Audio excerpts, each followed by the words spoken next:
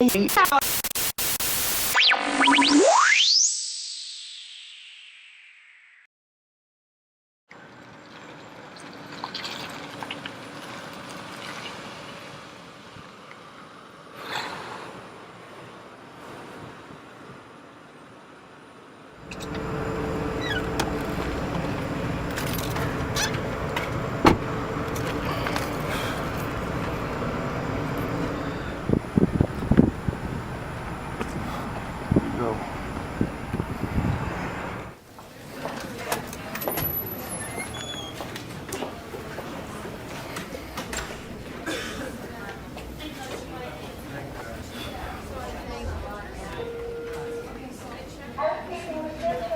sir. How can I help you? All right. I was trying to see if I can see a doctor. Just having a little problem below the belt, and no disrespect to you or anything, but I just wanted to make sure if I can see a male doctor. All right. If you give me 1 minute, I'll get a nurse. Okay. Thank you.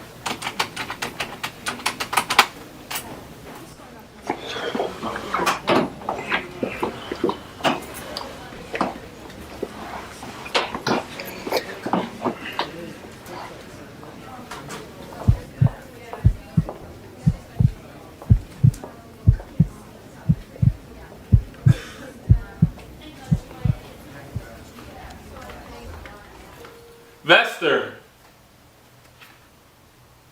Ian Vester.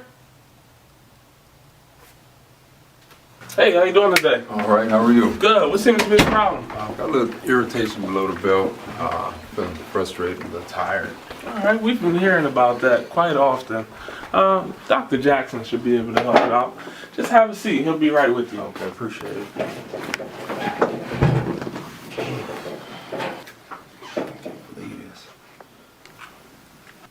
You can come on in. Hey, how you doing? All right. Hey, I'm the lab tech here. I'm here to collect a few samples from you. I'm gonna need your wallet. My wallet.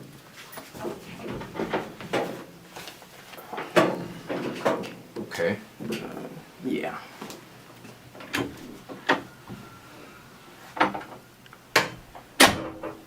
It's kind of weird, but all right.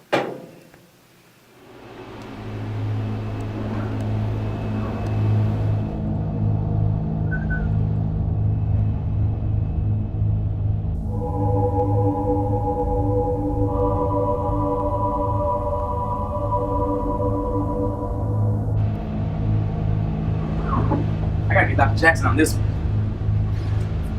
Hey, Dr. Jackson? Yeah, I need you to get down here immediately.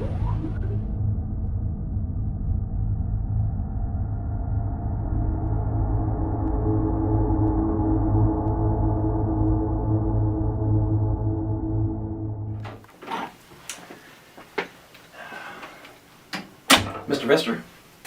Dr. Jackson, how we doing? All right. Mr. Vester, we've got a problem. I really don't know how to tell you this, but the test results came back and there's some definitive shrinkage going on here, okay? Well, how did this happen? Well, that's what I need to find out from you, sir. How long has this been going on? We had a family history of it since Christmas Eve, 1913. Let's take a look at your file here. You stated it began in 1913, huh? I see a Volcker, I see a Greenspan, and a Bernanke.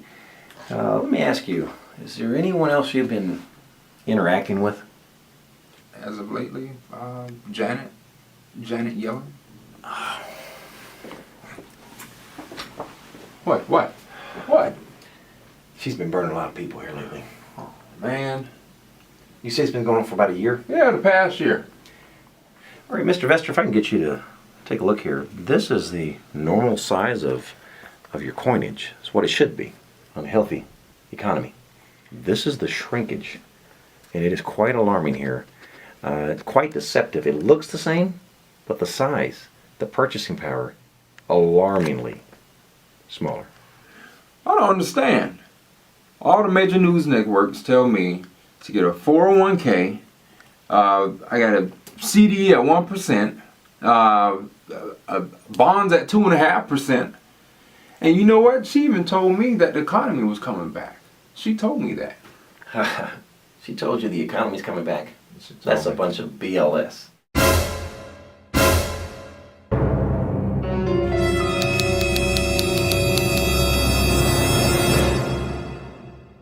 The Bureau of Labor and Statistics, they're the ones that actually get that information out to you. All right. But what we need to do right now is get you some protection and some education. Okay. Come in. Hey Doc, I have the protection package. All right. Thank you.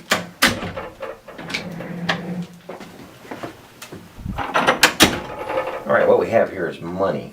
This is your ultimate protection against any effects of this inflation that you've been getting, the shrinkage here. This is what's going to get that purchasing power back up and give you the girth and the strength that you once had. Okay? This is protection number one. Now, if your endowment is rather large, what we can do for you is get a bigger one. Okay? But first, small steps. So, Doc, you telling me there's hope? You telling me that I can make it? Absolutely. Do you have any questions for me? No, I think I got it. I think I got it. But, Doc, I'm definitely gonna need the bigger one. Let's get you started. Sounds good. Now, let's bring this all together now. What did this scenario really illustrate? It's the power of perception and deception. If you recall, Mr. Vester was under the perception that the economy was healthy.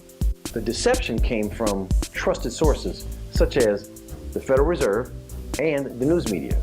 They received their information from the Bureau of Labor and Statistics, affectionately known as the BLS, which tracks the overall health of the economy. Unfortunately, trusted sources only extract certain information from the BLS. Let me share with you 3 things that they take away in the CPI, which is actually the Core CPI. To know the difference and understand it, let me explain. The Core CPI excludes taxes, food, and it excludes utilities. Now, is that an accurate depiction of the prices of goods? Now, Mr. Vester was under the impression, again, that the economy was coming back, or it was getting healthy. She even told me that the economy was coming back.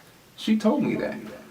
He was basing his information, again, from the unemployment data. Unfortunately, those trusted sources, again, guess what they do? They only give certain information. Are you aware of what's called the U3 versus the U6?